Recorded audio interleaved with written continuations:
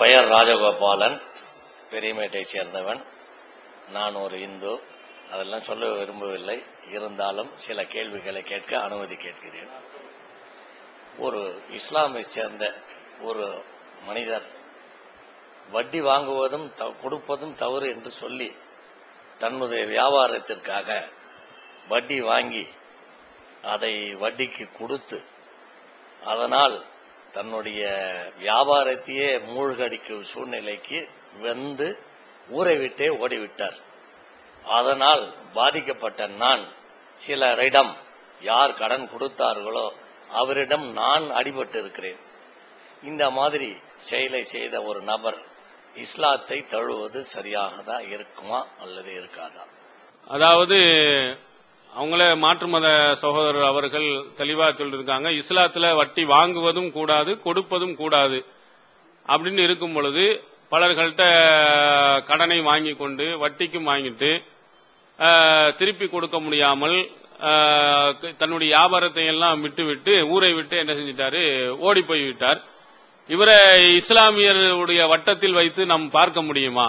இஸ்லாத்தில் இப்படிப்பட்டவர்களுக்கு என்ன பதில் உரைக்கிறது என்று கேட்டிருக்கிறாங்க. அவங்களே சொன்ன மாதிரி இஸ்லாத்துல மிக பெரிய பாவங்கள்ல இந்த வட்டியையும் ஒன்றாக இஸ்லாம் குறிப்பிடுது. பெரும்பாவங்கள்ல முதலாவது இடம் என்ற இணை வைப்பு. இறைவனுக்கு தகுதியா மனிதனை யாராவது நம்ம வைத்தோமையானால் அந்த பாவத்தை சொல்லுது. அதற்கு அடுத்ததாக நிரந்தரமான நரகங்கள்ல ஒரு இறைவனுக்கு செய்யக்கூடிய பெரிய பாவமான காரியங்கள்ல இறைவனுக்கு சமமா ஒருத்தனை வைத்தோமையானால் அவன் இந்த உலகத்திற்கு பிறகு இன்னொரு உலகத்துல அவனை இறைவன் என்ன நரகத்தில் நெருப்பில் போடுவான், போட்டு மன்னிக்காமல் அப்படி நிரந்தரமா அதிலேயே போட்டு சாடிப்பான். சில தவறுகள் இருக்கிறது. இந்த மாதிரி சில தவறுகள் ஒருத்தன் தொழாமல் போய்விட்டான், நோன்பு வைக்காமல் போய்விட்டான்டா இறைவன் நாடினால் மன்னித்து விடுவான். அல்லது நாடினால் கொஞ்சம் அவனுக்கு என்ன தண்டனையோ அந்த அளவுக்கு நெருப்புல போட்டு எடுத்துட்டு பின்னாடி சொர்க்கத்துக்கு அதுக்குள்ள தண்டனையை கொடுத்து சொர்க்கத்துக்கு கொடுத்துருவான். ஆனால் சில விஷயங்கள்ல இறைவன் என்ன செய்ய மாட்டான்னா மன்னிப்பு என்பதே கிடையாது, நிரந்தரமாக நரகத்திலே தான் போய் கிடப்பான், நெருப்பிலேயே தான் கிடப்பான்.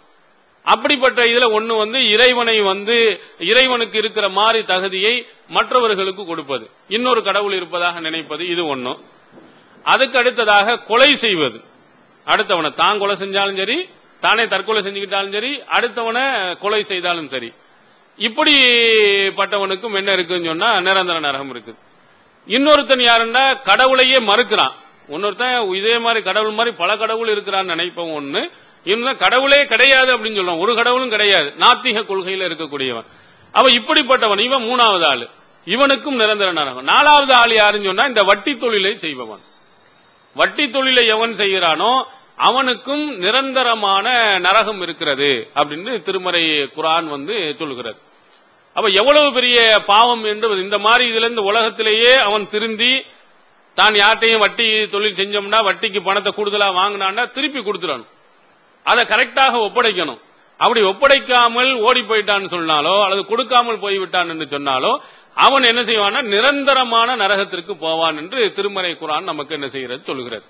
அதனால இது மிகப்பெரிய ஒரு பாவம். அதுல ரொம்ப கடுமையான மன்னிக்கப்படாத ஒரு நிலையில் உள்ள பாவம்ங்கிறனால முஸ்லிம்களாக இருக்கக்கூடியவர்கள் என்ன செய்யணும், இதுல ரொம்ப கவனமா இருக்கணும். வியாபாரம் நிறைய வேணும், நிறைய இருக்குன்னு அகலக்கால் வைப்பது. நம்மள்ட்ட இருக்கக்கூடிய பணத்துக்கு தகுந்த மாதிரி தொழிலை தேர்ந்தெடுக்காமல் 1 லட்சம் வச்சிருக்கோம்னா 5 லட்சம் என்ன செய்யறது, வட்டிக்கு வாங்குவது, பேங்க்ல வாங்குவது அப்படின்னு வாங்கிட்டு அதை சரியாக கட்ட முடியாமல் தன்னுடைய தொழிலை மொத்தமாகவே என்ன செஞ்சிருது விட்டுட்டு போற மாதிரி ஒரு சூழ்நிலை.